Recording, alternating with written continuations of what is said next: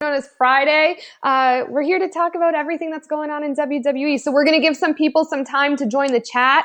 In the meantime, boys, how are you? What's up? How are you doing? Did something go wrong? Anthony, where did he go? He disappeared. He just Yes, gone. It's his new act. Oh, there you go. There I he had to is. plug in my phone. Oh, it's raining today, so we decided to stay home like every other day. Yeah. I planted my garden yesterday, so I'm very happy that it's raining today. It's all about perspective. True. There you go. True. We're gonna go out today, rain or shine, because it's a special event for Pokemon Go. It's the only thing that gets us out of the house right now. Oh. Guys, everyone, put your comments in the chat, either on YouTube or Facebook. We have them both up. Let us know how you feel. It doesn't even need to be a question, but we want to talk with you. Of course, this is our favorite day of the week because there's so much to say, and it's really cool when we can communicate with you guys in real time. So I see Raymond in the 2 days away. I see Raymond in the chat. So hello, because he's saying hi. Yeah, I'm going to have to put it on the Facebook thing so we could see what's going on here, so I could read along. Oh, yeah. I want to say a shout out to NXT star Jessamine Duke, who has her own Twitch channel, and this is a t-shirt from her Twitch channel. Nice. So for those of you who stink at video games like me, you can watch her, who's very good at playing video games, on her Twitch channel. It's pretty fun. And she's very good at Muay Thai, too. Yes, she is.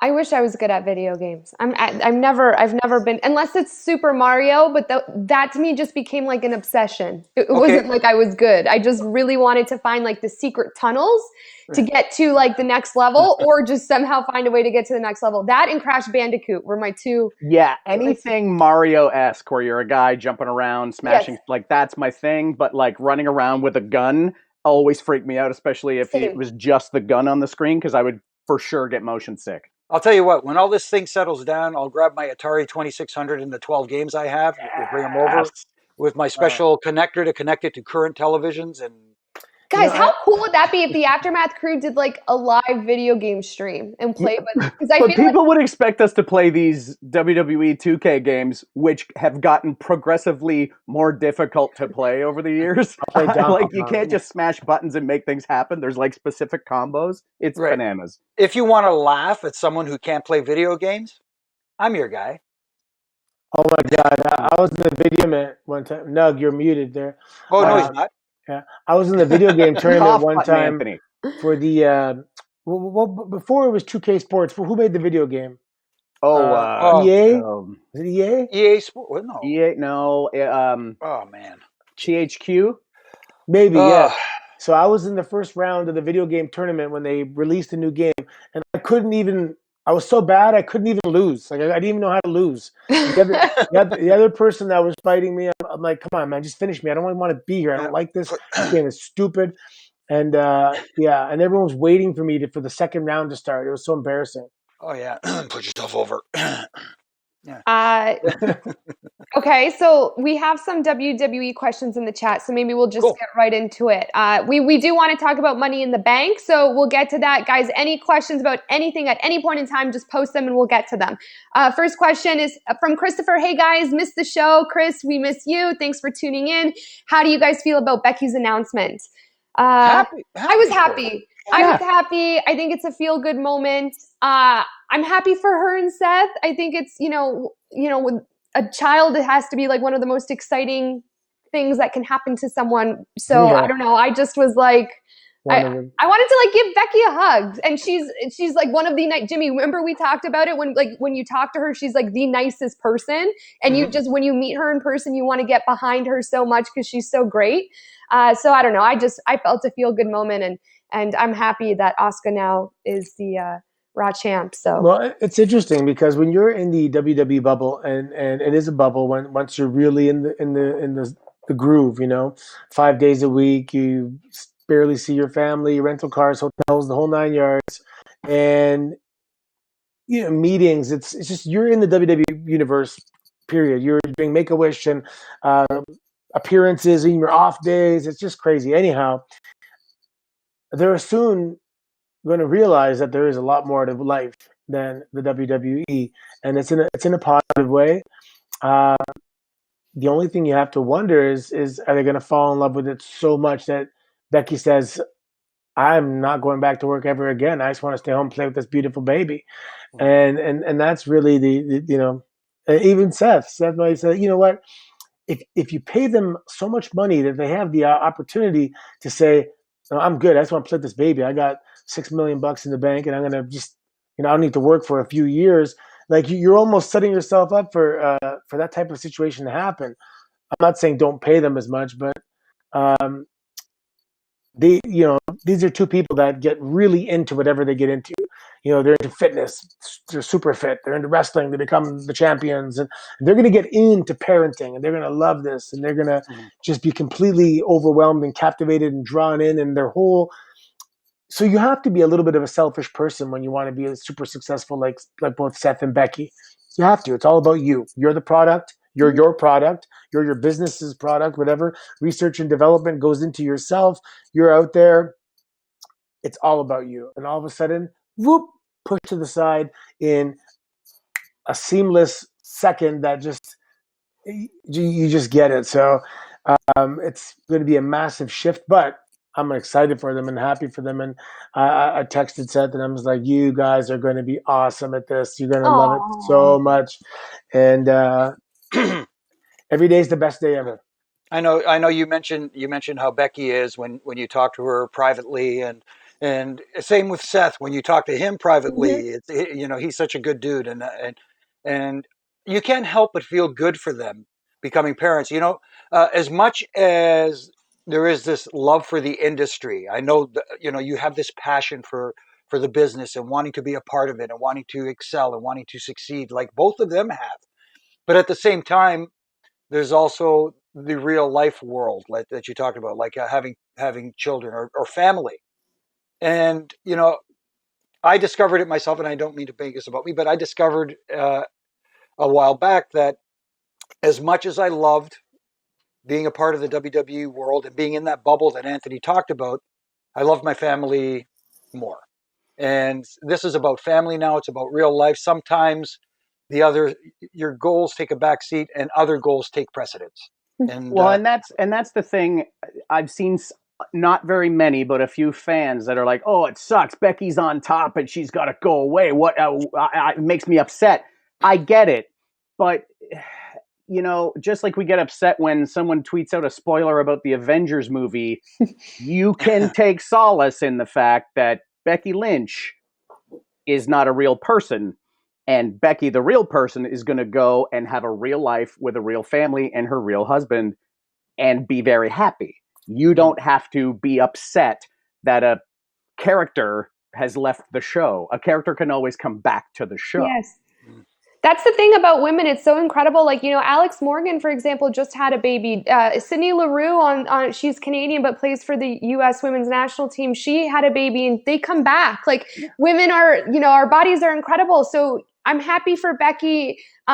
If she decides to come back, I'm sure she'll be just as good or better than before. And if she does, Better, that's her. Mama Bear. Exactly. Yeah. Then that's her choice. And, you know, Anthony, like what you were saying, like, I really believe that athletes and these superstars have the right to be selfish. I sometimes feel like when people call someone selfish, it's always with a negative connotation, but they deserve to be given the chance to give every single thing that they have into their craft and putting themselves first to get their, you know, the dreams that they've always wanted. But now when things like this start to happen in their personal life, yeah, they'll take a back seat and now their baby will be first priority. I think, you know, one day, you know, like that's incredible. You live your life for you. And then at the right time or whenever it is, life kind of takes a change, but it's not bad. Like, I can't even imagine how even more rewarding both Seth and Becky's life will be welcoming this baby into the world. I don't know, but I'm such a sap. Like, I need to stop talking because I get so excited about this There's stuff. several moms. I mean, Vicky Guerrero is a mom. Mickey Yep. James is a mom. Tamina is a mom. Yes.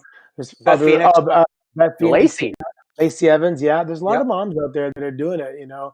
So it's definitely, yeah, maybe selfish isn't the right word. I think self-centered is the word, but that just means that your priority is focused, you know, Yes. you're on yourself. And that's Totally agree. you gotta be Totally, selfish. totally agree. You have to be. You have to be to. They deserve to put themselves first, right? So I totally know what you're saying, and I agree with that. And now it's going to be about little baby Rollins or little baby Lynch. So Yeah. we'll And see. also they've already had, I mean, if you're an up and coming wrestler that hasn't had a taste of that championship status, then I can see it being a little crazy. But they've been on the top, and they've had. So, for example, baby, I don't know. Seth's been there now at least 10 years, right? I'm imagining about 10 years. Yeah, I think so. Yeah, very close to it at least. You're very close to it. So, 10 years from now, it's probably going to be done. And he's going to be able to stay home with the family. I mean, you're not home when they're 8 months old for every single day. They're not going to remember that anyway. But when you have kids young in your 20s and then you're in your mid 30s, and that's when there's some hard times because your kid's 13 and hasn't seen you ever. This could work out perfectly for kind of like a rotating parent thing too. So when the time is right after they have the baby and Becky gets, I'm just speculating, gets back into ring shape and makes her big return, Seth can take some time away so that, daddy could look after baby for a little while and then let mommy do her thing. And then, it doesn't have to be like a total full-time thing anymore. But don't forget who the parents are. With Becky's attitude and Seth's attitude, I'm pretty sure this kid can raise itself. Yeah. Good point. Slash will be an incredible athlete. Yeah, one thing that's crazy is, normally and traditionally when someone gets pregnant, you don't really say anything for like 3 months. That's like the little standard, right? But if someone gets pregnant, you got to stop fighting right away. You can't fight for 3 more months. Yeah. So it kind of, it's interesting because there's some overlap with when you should be saying that and when you should stop wrestling and how you're going to, you can't just stop wrestling for 3 months and not say anything. I can't fight. I'll tell you later. So anyway, the byproduct is, and it happened with The Miz, they announced the pregnancy kind of early, right? I know it's, I don't know if it's superstition or whatever, but good luck, right? You don't want to make it public, and God forbid anything happens and it's public, Crazy. I don't know. I'm happy for Becky. I love the announcement. I remember sitting on the couch with my mom, and my mom's like, "Oh my gosh, she's pregnant!" And I was like, "Oh, I don't know. I just always love those moments." So we popped for Asuka's reaction, mostly because it was pretty clear Asuka had no idea. So cute. Either that or she is the greatest actress in the world. Yes, exactly. One or the other, because that looked like, are you kidding me? Like, yeah, you're right. It's great. Asuka's awesome. Do we want to now naturally transition into Asuka winning Money in the Bank, now being Raw Women's champion, Grand Slam champion, only the second woman in WWE history to do so? We can go on and on about her, but I think this is so well deserved. I was so happy for her. I liked it. I mean, a lot of people complained that it took away the concept of the Money in the Bank, because the Money in the Bank match gives you an opportunity at the title. I like the difference in this one. We're having a tournament. Maybe we'll talk about it later for the Intercontinental Championship coming up. Tournament. It's, same old. This was a great creative way of transitioning the championship. What would have been the difference if they had hung the title above the ring instead of the Money in the Bank briefcase? I like that it was a surprise. I like that it came out of nowhere, caught everybody off guard. And like we said, who's more deserving than Asuka right now to be champion? It's incredible. It was an opportunity for the title. The title was hanging above the ring. You had the opportunity to go and get the title. It was right there. You didn't know it, but I mean, going for the briefcase was the goal of that. Whatever was in the briefcase was what you were going to win. It was either a title match or looks like the title was in it. Next or time, a gift I hope certificate. it's just cash. Just put cash in that briefcase. Oh well, they had one in the boardroom. They had the briefcase with the cash in it. That looked like the. Jimmy, do you think that briefcase in the boardroom has real money in it? Of course it does. It's all got Ted DiBiase's pictures on the $100 bill. Yeah, what? It depends who the person is too. So let's say there's a situation where you have a skinny little Ellsworth type guy in the match, and someone goes up a ladder, and the fumble happens, and he gets the briefcase, and then he opens it up, and someone else has to retire, and he's the heavyweight champion of the world, and then loses it in his first title defense. Now there's an argument to say, that was a bad way to win the title. It was undeserving. But this is Asuka. She's the best. Just Asuka. He's just Asuka. And speaking of she's gonna fumbles, I have just some have title defenses, and once you defend it, and some people say you're not a champion until you defend the title anyway. So right. she's gonna defend it, Mhm. and then be quiet, everyone. Okay. Speaking of fumbles, I just wanted to bring it up that yesterday Caroline had a fun chat with Oh. Otis, the men's Money in the Bank winner, and the one question you didn't ask him that I was hoping you would ask him was catching that briefcase after the fumble. Was it stickum? Did he use stickum on his hand so he could hang on to the?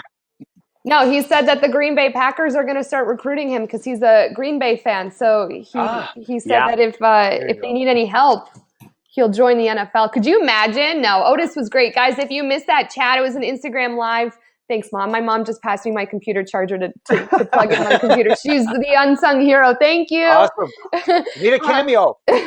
And it's posted on the Sportsnet Instagram page. So if you guys missed it, it's about a 15-minute interview. I can't speak more highly of Otis. Like, he is fun. He is genuine. He is warm. He speaks what's on his mind. And like I said in the interview, it's like he has this ability as a human being. This isn't even like a WWE superstar thing. It's like a human being thing that when you talk to him, you want to talk to him for hours, and it feels like you've known him for years. And I think that that's such an incredible quality that some people possess. And for him, it's so genuine and authentic. And I know, guys, I always rave about all the superstars and how much I love them after I interview him. But Otis has that like special. He has that little special spark to him. And I think that's why he's so successful. And literally everyone loves him right now. I like the idea that he would sign with the Packers because he could alone be the defensive line. Yes. Exactly. And definitely plug a hole. Yeah, exactly. But you guys remember how much fun he was when we did when SummerSlam was here in Toronto. The watch along. We did the watch along. He was great. The guy's great, man. And game for anything. Like just was like, yeah, I'll do the Caterpillar right now. Who cares? Yeah. The first time I saw him in the ring, it's just like you're just drawn to him. Like, wow, this guy's different. He's special. He looks different. He looks like something from my childhood. And I like everyone loves their childhood. Hopefully, maybe not everyone, but that's what's great. That's why I like Otis so much, because in a world of Seth Rollins and AJ Styles, and as my wife will say, everybody looks the same. Like, you could say that Elias and Roman and Seth are all the same guy. Here comes Otis. Otis is like Drew. Bam Bam Bigelow when Hogan and Savage and everybody was out there. Otis is like Akeem or the Big Boss Man in a world of a whole bunch of really ripped muscle dudes. Here comes Otis. Otis is powerful. If you watch his workouts on Instagram, he can lift an insane amount of weight. And I like that his coach, while he's lifting weights, is Chad Gable just barking out to keep going. It's that good. But Otis is lifting a bananas amount of weight, and you're like, oh, wait, he's not just a huge man. There's some power behind that, and he could toss people around. He's a freak of nature. We saw a little bit of that at the Money in the Bank match when he took when he took that barbell and put it down on AJ Styles, who had a little trouble getting up from it. But that was, Nug, last year when you made the comment that Carissa thought that Roman, Seth, and Elias were the same. Till this day, Adam and I, Adam works at Sportsnet, we still talk about how it's the funniest thing you've said and how like it's pretty accurate for someone who just turns on the TV. You're like, yeah, these guys look pretty similar. There's a chart going around on Twitter. If I find it, I'll send it to you guys. But it's like, here's Seth plus Roman equals this guy. Like, it's all just the faces of all these wrestlers, and they're all the same. It's greasy hair and beards, and it's just this combination. And then one guy cut his hair, well, then he makes this guy who has a greasy beard but no hair. Like, it's this weird combo of people, and they all clearly are from the same family tree. It's so funny. Amazing. It's so funny. Okay, maybe let's talk about the IC title, because I saw there was a few comments in the Facebook chat about what's going on with the Intercontinental Championship, Sami Zayn, and why is this whole story unfolding this way? Probably. Well, isn't it the same rule as when I was a kid? If you can't defend that title in 30 days, then you're stripped of it, and we get some sort of competition for a new champion. At least that's the way it was. I know the Brock Lesnar rule is a special thing and doesn't apply for all the years he didn't defend the title every 30 days. But I think that's what this is, isn't it? It is, Nug. It's nothing more than that. And there's also a difference between the Brock Lesnar not defending and the Sami Zayn. Sami Zayn has chosen not to participate, whereas Brock Lesnar, it wasn't that he refused to defend the title. It's just that the title defenses came less frequently. It wasn't his choice to say, no, I'm not fighting. You know, Right. if you want Yeah. to go that route. And that being said, this plays perfectly into Sami Zayn's conspiracy theories, and also the conspiracy theories of all the WWE fans out there who are claiming, oh, he's being punished now, just like Roman Reigns is being. Guys, wake up and smell the bacon. When this thing all resolves itself and we get somewhat back to normal, you know, this story just writes itself. Sami Zayn, I'm being persecuted for my beliefs. I was never pinned. I was never pinned. And imagine if somebody like a Cesaro or a Shinsuke Nakamura win the tournament and become, oh my goodness, the possibilities are endless. Oh, is that because he's landlocked in Canada, or no? Is he allowed to travel because of entertainment? He's staying home By choice, I think. I believe it. You'd have to actually ask him, but yeah. I believe it's by choice. That's funny because he's somebody that's into the whole conspiracy of the media being false, yet he's listening to what the media is saying with regards to how you should proceed. So, But he has his beliefs, when it comes to other shows that he declined to participate in that we know about, that he's been vocal about. And all these people who say, well, he's going to lose his spot on the card.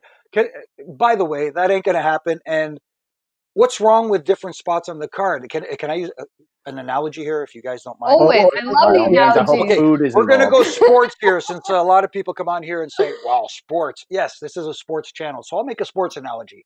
When you have a baseball team, the manager's job is to have a batting order. Everybody cannot hit cleanup. Everybody's not the power hitter in the fourth slot. He's not your home run guy. Your leadoff guy is your guy that has your best on base percentage, and your number 2 and 3 guys are the guys who are trying to advance the runners and get on base as well for your cleanup guy. Your 5th and 6th guys are kind of like your good average hitters. But then, everybody's got a spot on the card. Not everybody can be. And then your designated hitter and your pitcher, you're hitting 9th. Sorry. I'm glad you're doing it, Jimmy, because I'd have been like, your first guys, your number 4 is your cleanup, number 5 is your center forward, number 6 is your stay-at-home defenseman. I'd have gotten every sport wrong in that. No, but those are perfect analogies too. Not you have your Alex Ovechkins, but then you got your Tom Wilsons. You know what I mean? Everybody's got a different role. That's very well put, actually, Jimmy. I'm here for your sports analogies. Yeah, I try to keep up since we are technically a sports channel. But anyway. I love it. I think I always love the Intercontinental title, and I like that there's a tournament because tournaments are my favorite thing. I want a one-night tournament. You want to qualify for this tournament to get that title, great. Make it all in one night. That's the classic King of the Ring style is my thing. But I also like with Sami, technically, as we were saying before, Jimmy, technically this title went from Shinsuke Nakamura to Braun Strowman to Sami Zayn, who's in cahoots with Shinsuke. And now Sami's lost it, but there's a chance Cesaro could get this. So all 3 of those guys in that little artists collective could end up being Intercontinental Champion in the last 3-4 months. Sure. It's funny you bring up. Sounds pretty good to me. Yeah. That's my pick for sure, Cesaro. It's time. It's time for Cesaro to have that There is no one more intercontinental than Cesaro. Jeff in the Facebook chat said that he wants Cesaro to win, so exactly what you guys are saying. And then he wrote, actually, I'd like to see Santino win the title. Oh, you've already done that, though. Yeah, it would be a great feel-good comeback moment, and I think the audience, WWE Universe, would be very thrilled. I'd be firing on all cylinders. Been there, done that, though, right? Come on, you've been there, man. Old school, old hat. You've been there. I've been giving up hope on you, AC. I feel like you'll come back. You're gonna get healthy, and you're gonna come back. I'm just waiting for my back to get just better. Don't forget about us small people who love you. Oh no, I'm not. I'm gonna stay living in Mississauga. Mr. and Mississauga, yes. We're actually getting a lot of questions about Otis right now in the Facebook chat about who do we think Otis will cash his money, his briefcase in? Like, is it a tag team titles picture? Is it an individual titles picture? I tried to ask him yesterday, and he said the only people who know this answer are Tuck and Mandy Rose, obviously his peach and his BFF. Yep. And he says he talks to Tucky all day, every day. So I don't know. I'm hoping Tuck is in that picture. Heavy Machinery does some damage, and let's go. Like, I'm excited for what Otis is going to do. He did say in an interview he was going to cash it in for title if he won it. This was before the event, but if he won it, he said he'd cash it in for a tag team title shot with Tucky, which is cool because it's never been done before. But very interesting to me because in the match between the New Day and Heavy Machinery, these are two fan favorites. And usually when fan favorites fight each other, somebody ends up becoming not so favorite and making a terrible decision that turns the whole team to the dark side. And I don't know which one of those teams should do that if that happens. Ooh, man, yeah. I mean, it could result in a split as well if you're trying to reach your corner and the guy just jumps down and walks away, and that's you can lose. But there are personality traits and characteristics, of good guys and bad guys, and what like the ultimate selfless act. I mean, if Otis went for the tag team championships with the briefcase, he'd be like the ultimate babyface. You know what I mean? Just no one's ever done something like that before. A gesture like that. Yeah, listen to this comment in the Facebook chat. What if Mandy manipulated him and Mandy takes it and cashes it in? Oh, somebody stole my deal. Could you That get was my that? thing. I was like saying. I read that, and I believe that it's from James. I hope I pronounced that correctly. And I'm reading that, and I'm like, is that allowed? Like, can imagine if that happened? I looked at it from a different point of view. Like we talked about, and Nug mentioned this earlier this week about how maybe, people try to manipulate Otis into, getting him and Tucky to get at odds with each other to try and get him to try and cash in on one of the champions as a singles, blah, blah, blah. But Otis is in love right now. And what bigger gift with everybody trying to talk him into doing what they're trying to manipulate him to do, and not that Mandy manipulates him into it, but he decides that he's going to gift the contract opportunity to Mandy as a show of love. Okay, I love that because it still keeps Otis and Mandy together. And I don't want that to end. This isn't, like I said, for me, this isn't Lana and Bobby Lashley where I'm like, stop. This is like, give me more Otis and Mandy, because I love when he even calls her his peach, his dove. Like, I don't know, everything. I'm obsessed with it. But that to me, Jimmy, is so perfect. It wouldn't end their relationship. It wouldn't cause like a divide. It would just enhance it. And but if it were to somewhere down the road to cause Mandy to become villainous, what if he was to gift it to her and she has to pass it on to someone else who's been working in the background, one by the name of Dolph Ziggler? Yeah. You know what I mean? Like, again, there's so many possibilities and so many ways to go with this. But that one would be different and unique. We've never seen it gifted to anybody before. You know what, though? Even if Mandy betrayed Otis and went bad guy, it would suck because I love the love story, but I would still be so interested in how all of this plays out. If it goes one way or another, and hopefully it does, because I think this is a great idea, and everyone's hamsters who's on that wheel deserves a massive high five and a cuddle. But I would still be interested in either or. Like, I don't know. Everything that WWE is doing right now with Otis and Mandy, I'm 100% behind. If she breaks his heart, he may never love again. Just we all know that, right? He's very vulnerable right now. This is crazy. That's such a good idea. It's funny to think about who Otis will cash it in on, because if you look at SmackDown, are you going to cash it in on Braun Strowman? No. I mean, if I had that case, I would not cash it in on Braun Strowman. Wouldn't be my choice. But then what? Do you go against the Raw champion, Drew McIntyre? No. Do you go against the U.S. champion? No. Stay on your show. Are you on SmackDown? Who's the Intercontinental Champion right now? Nobody. It's a very odd situation to have a title, a case that you can cash in for a title, and not. Hey, there's Marco. Hi, Marco. Anthony, he is adorable. Go for a walk with Mama. Hi, buddy. Wow. Marco, look at this. Hey, Marco, what is your hamster saying right now? Here, talk in the microphone. Say hi to us, bud. Here, talk in here. Say hi. Hi. Can you talk? Hi. I agree. You convinced me. I love Marco. Marco, who's Otis going to cash in on? Who's Otis going to cash in on? Do you like watching fighting? Fighting, yeah. How about wrestling? You like wrestling? He likes wrestling, yeah. Yeah, there you go. See? Ah. Okay, I'm gonna bring him back upstairs to Mama. Okay. Oh my. Okay, well, Marco's the cutest kid Okay. I've ever seen. Marco's the new cast member for Aftermath. There you go. Now, how do you transition from there? You know, he just People I are know. just going to want a show of Marco and Cash. Could you imagine? That's the stuff that goes viral. that's a show waiting to happen. It's The spin-off. Marco and Cash. Marco and Cash. Oh my Oh goodness. my goodness. Anthony, you got a little superstar on your hands. Good news from mom and dad. He's very funny and he's very athletic and he's smart and he's a good temperament. He's honest to God. And he loves his pasta, I right? never woke up at 6:30 consistently in the morning with no alarm clock, but I hear he's up, and I just actually can't wait to start my day, just to go. Oh, Oh, nice. Nice. Yeah, I every day. love that.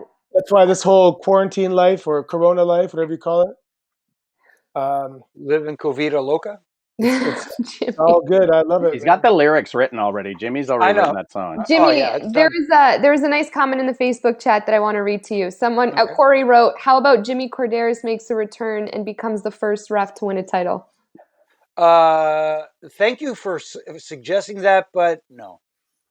Unfortunately, this body is not trained to take the punishment that the WWE superstars take on a daily basis. So Yeah, but it could be like at Money in the Bank when Otis just caught the briefcase. It could be like one of those. Oh, I can catch a fumble. That's not a big Yeah. deal. I've got lots of stickum I can throw on the fingers, but yeah, I don't think I can compete at that level. I have actually, believe it or not, competed in one match of my life outside of WWE, and that's plenty for me. Thank you. I have seen some footage of that match. I think it's plenty for all of us. Yes.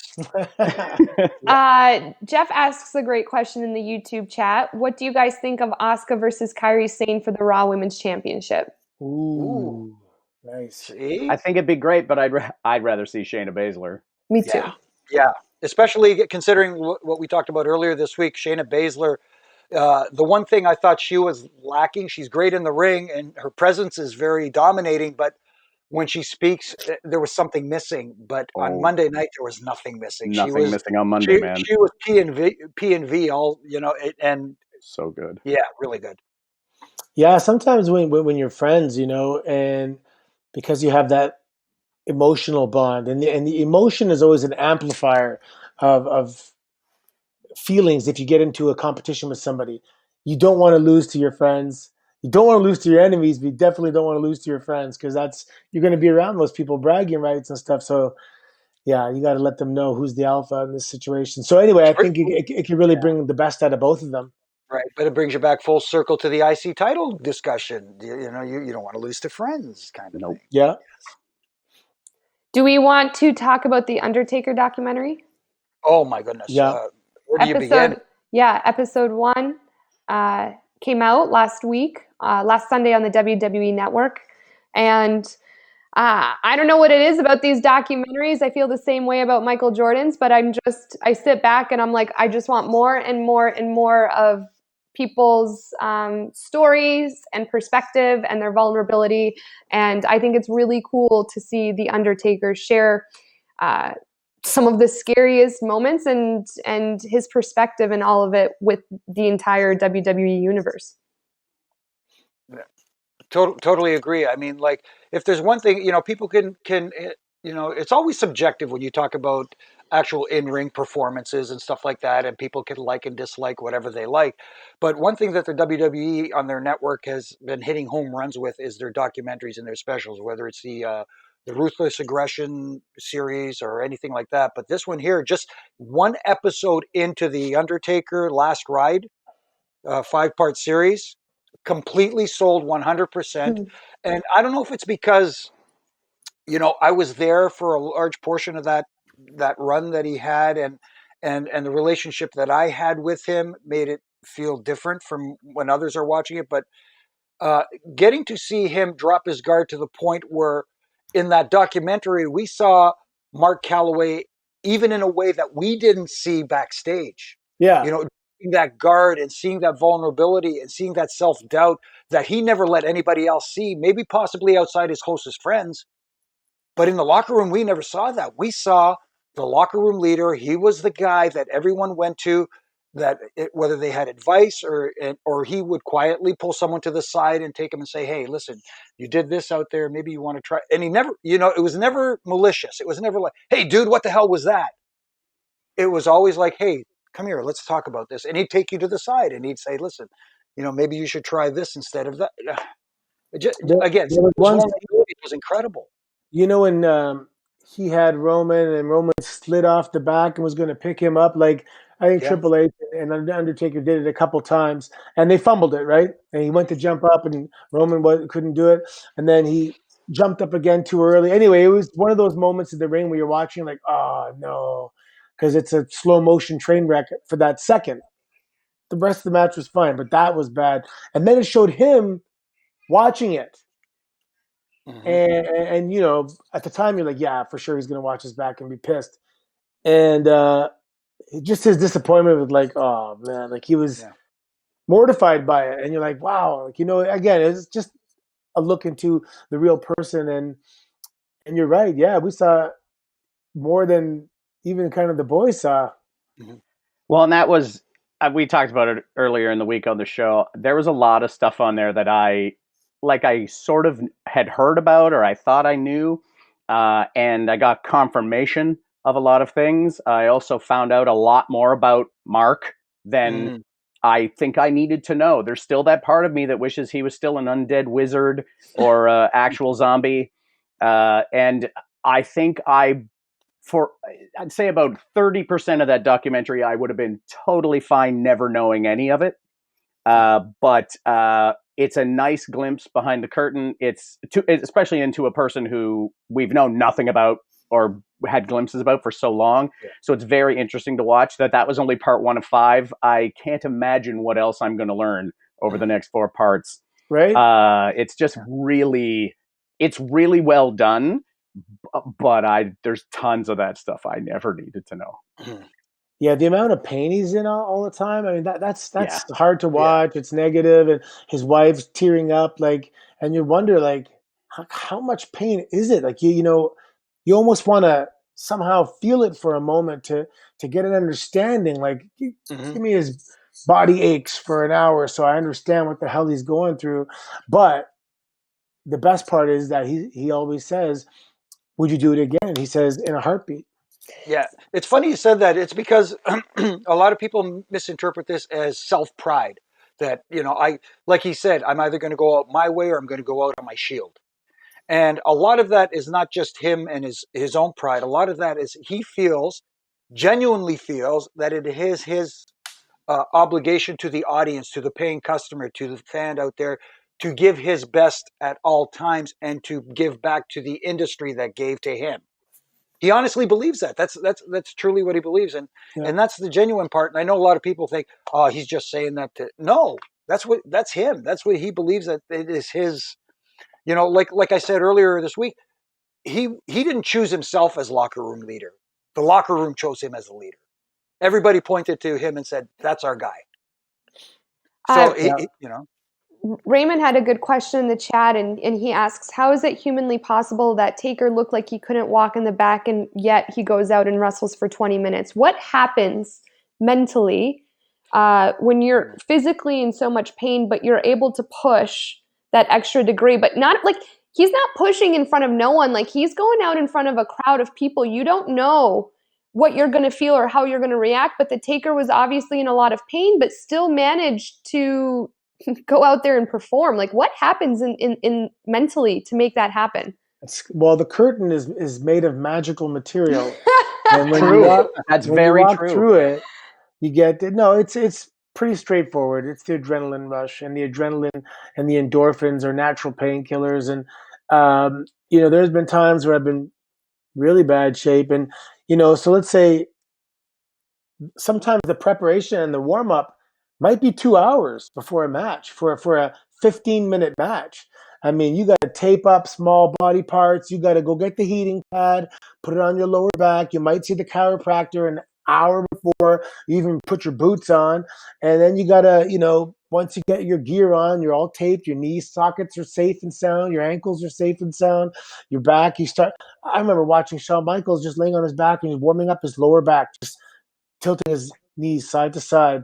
And I'm like, whoa, he's starting off at the most basic level of warming up, like warming up, you're starting with your fingers, you know what I mean? And getting right down to the whole body. Then you got to get a good sweat going. There's videos of him skipping. Elastic bands are more flexible than cold elastic bands. And you go out there and you do it. And then there's the extra, obviously the rush of the crowd, the adrenaline, the endorphins, and knowing how to work. So he's not going to go in there and run full speed into a wall. He's going to work around his capabilities. So, for example, let's say someone has a broken nose. It's we have creative liberties. We can say, okay, work on my stomach this match. Stay away from my nose. You know what I mean? It's so you can work around it.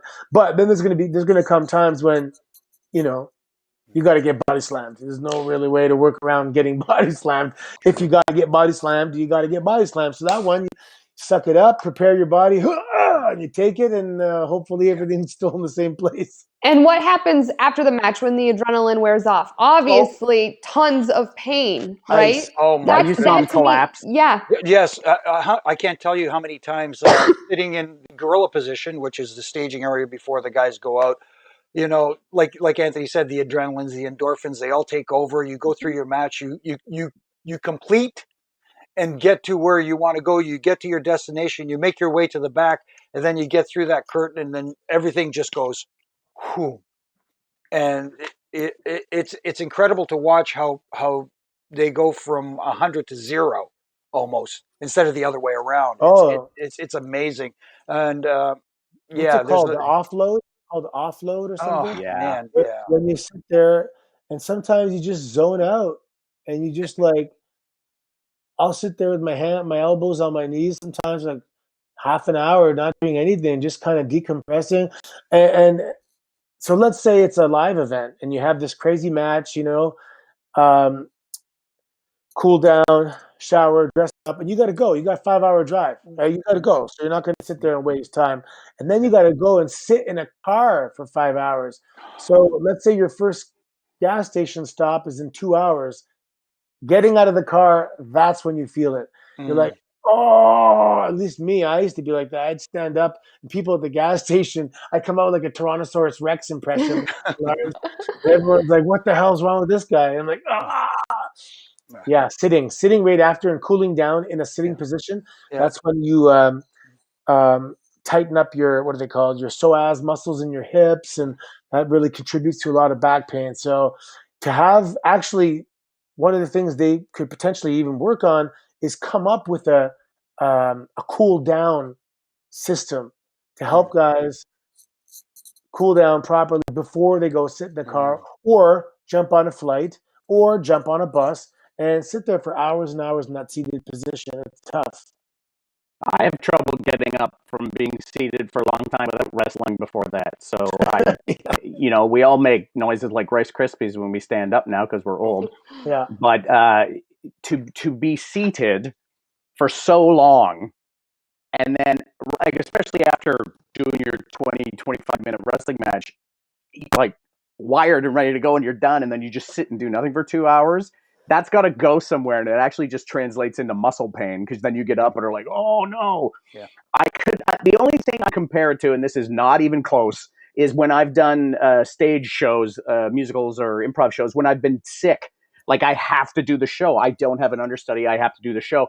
I go out and do the show, and then after the show, I sit there and I do this, and then about 5 minutes later, I go, when do we go? Have we gone? Has that happened? Like on the show, when the Undertaker said he didn't remember that one match, I was like, oh, no kidding. No, there's levels to it for sure. And that's what Raymond just brought up in the Facebook chat. Like, how did he wrestle Lesnar with the concussion? Remember anything, but also not look like he was out of it? Because in the documentary, we heard his wife say that he didn't even remember what his own name was until 4 in the morning. It's called hashtag autopilot. Autopilot, exactly where I was going with that. I mean, some guys are just wired that way. It's just ingrained in them, whether they, yes, he was concussed and he doesn't remember it, was just reacting instinctively and naturally, if that makes any kind of sense. His body knew what to do. His body knew what to do, even if his mind didn't. Yeah,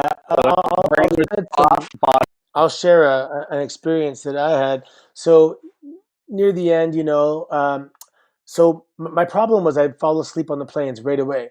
Now, like before takeoff, Me I'm too. my body would shut down.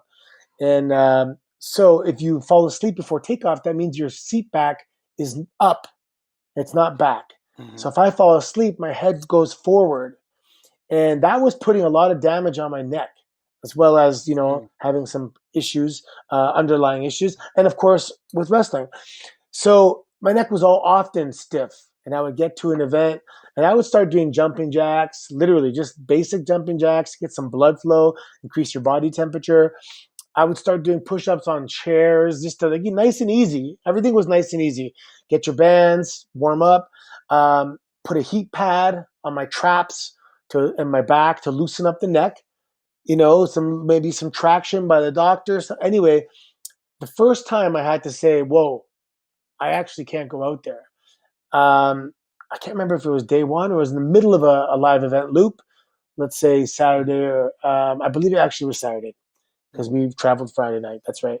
And I'm warming up, and the pain never went away. Normally, I can have that tip of the iceberg situation where you go out there for 15 minutes, but there's so much more, 80% under the water with regards to preparing for the match. So I was warming up, and all of a sudden, my neck didn't unlock, and I had like a millimeter range of movement. Otherwise, it's like hitting a nerve, like like a dental nerve, like bad, shocking pain, and that never went away. But up until that point, I was able to warm it up. And I was able to warm it up, get out there and tighten up, loosen up, get out there, finish, tighten up, and you get in that crazy routine.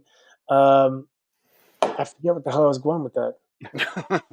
No, I think it's incredible what our bodies do. Like, there's a comment and Anthony, I have so much sympathy for you or anyone who's dealt with injury, because it's hard. Our body knows how to deal with it, but if we keep pushing and pushing and pushing, at some point it's going to give up, but it's incredible in the moment when you have to go, it'll figure it out. And that's where Jeff asked in the chat, Caroline, what's the comparison or troubles with your knee? And I remember so what happened with my knee is the cartilage all broke off, and I had a little piece of cartilage left, and I had a really big hole in my knee. So they had to take off my kneecap.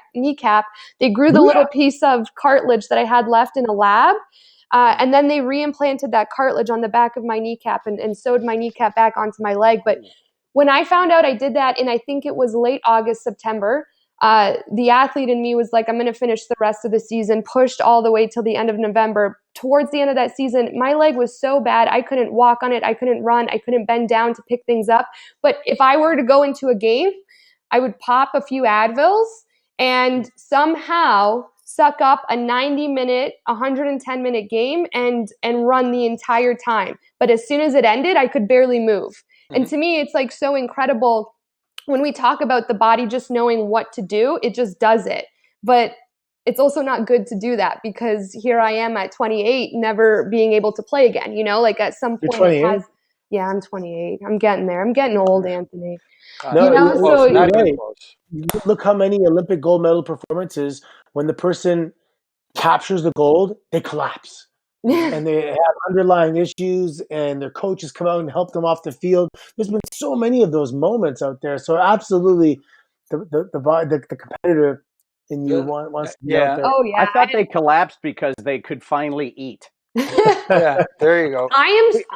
So when I was rehabbing my knee at West Virginia University, I did a lot of my treadmill workouts in the wrestling room. And I gained so much respect for these athletes. First of all, that room was set to like 100 degrees Fahrenheit. It was hot. I was on the treadmill drinking so much water, and these athletes were in sweats with tape wrapped around their wrists, their ankles, so everything stays within their sweats. And they wouldn't drink water. They'd put water in their mouth, rinse it out, and spit it in the trash can, because they're literally trying to cut weight. And I watched that, and I was like, this, to me, the discipline, the mentality, the strength it does to do that was incredible. And they were working out much harder than I was. And I was dripping sweat and drinking water. So when I take a back seat and I can watch wrestling and in WWE, I really respect how hard these athletes have to work to be the athlete and to cut weight in that specific sport and compete, because it is much more than just game day for them, like much more. Oh, absolutely. And like you said, unfortunately, sometimes WWE superstars and sports entertainers uh, get don't get the recognition as for the athletes that they Yes. truly are. And just to give a little bit of insight, one of my best friends when I was at WWE was the athletic trainer Larry Heck. Hello, the Heckster out there, who we traveled together as well a lot. Myself, him, and Chimmel were the. Anyways, you don't even want to get in that car, but so I spent a lot of time when I wasn't, setting up the ring and I was had some downtime. I spent a lot of time in the trainer's room with him, chatting and stuff like that. But without giving names away, superstars would come in that he would have to treat and stuff like that. So seeing some of the stuff that a lot of these guys are dealing with on a daily basis, it's incredible. And I'm thinking to myself, I have my little aches and pains, but how the heck is he able to go out there and perform at that level doing what they're doing? Mm-hmm. And I'm just complaining about my sore elbow or my sore shoulder. You know what I mean?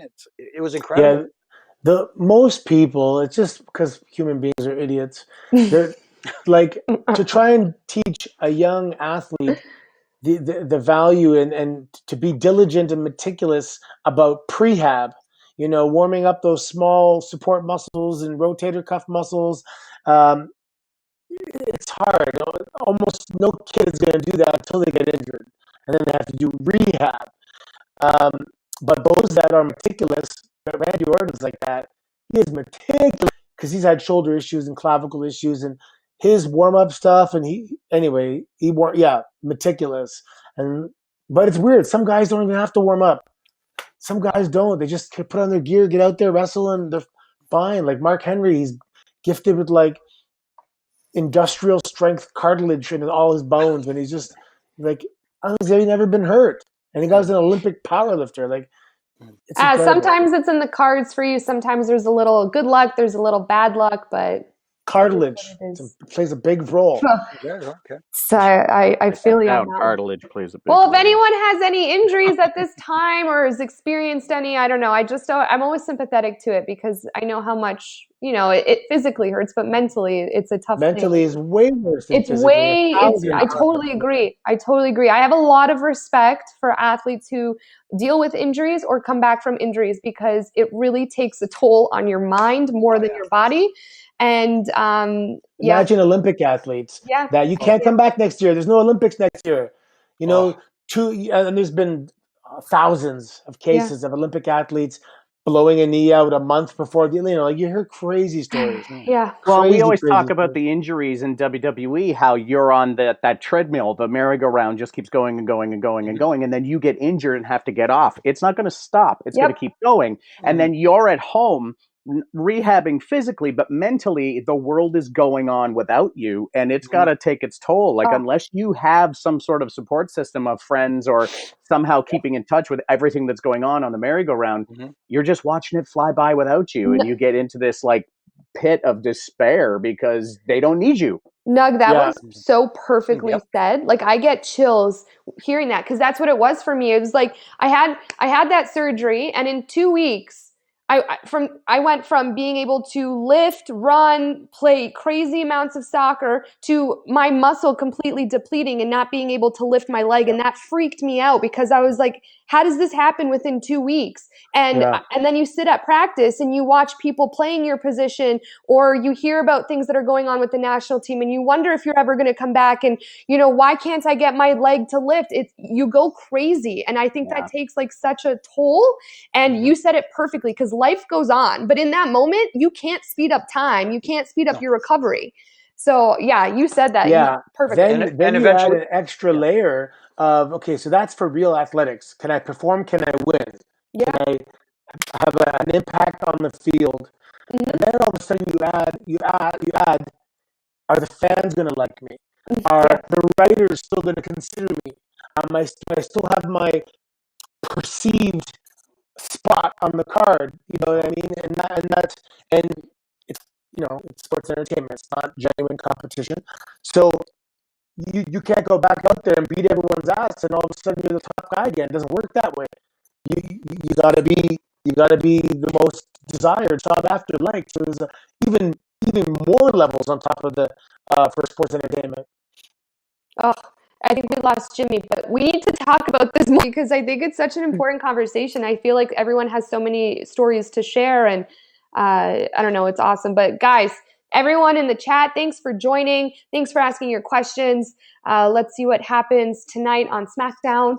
And we'll be back next Friday. And be sure to keep an eye out on things so awesome about sending the links out about the things that we've been doing on Sportsnet YouTube throughout the week, like quick little videos and segments and wins and fails. So stay tuned with all of that. And we'll be back next Friday, 12 p.m. Eastern time on Sportsnet Twitch. YouTube. And check out The Bump did a big Zoom call with a bunch of celebrities, and somehow local Ontario indie wrestler RJ City ended up on that call. So check out that video by The Bump. How he has not found his... guys, this was a really fun chat, and I want to pick everyone's brain, so maybe we'll talk about it more later. I'm on season 4 of Game of Thrones, so... you're getting there, buddy. Getting into the good stuff. I think that... Wait, did you just... Writing, bro. Oh. Wait, is Joffrey still there? No, he just died. Oh, boy. What a good... That was such a good season. Season 4, and I think season 6 was my favorite. Wait till you get to season 6, Anthony. 6 and then is the keep best. Right? It's the best. I'm all caught up on Billions right now. That's my show. Billions is good. Apparently Joffrey was like never acted again because of all the hatred he received from doing this role so amazing. Yep. But he was amazing. Such a testament to his talent. Like, oh my God. Tell me, okay, obviously you become a little desensitized to death in this series because it's very gruesome and graphic, but to be happy when someone dies, like Joffrey, good. I felt shamed, but it was, it was good. So it was my favorite season when everything with Joffrey unfolded, and then season 6 came and it blew that one out of the water. Okay, I didn't see that yet. Yes. Okay, keep us posted. Maybe I'm going to start rewatching Game of Thrones. Rewatch it. I will, and then we'll talk about it. I started calling my wife my lady. And really quickly, very nice. And really quickly, don't forget. Okay, guys, we'll see you next week. Take care. Stay healthy. This Sunday, part 2. Undertaker last night. Oh yeah, Undertaker. Part 2. I meant on the chat. I was like, do we have another stream on Sunday, which would be cool. No, don't you dare. Okay, guys, keep us posted. Tweet us, especially at Jimmy Corderas, and we'll see you next week.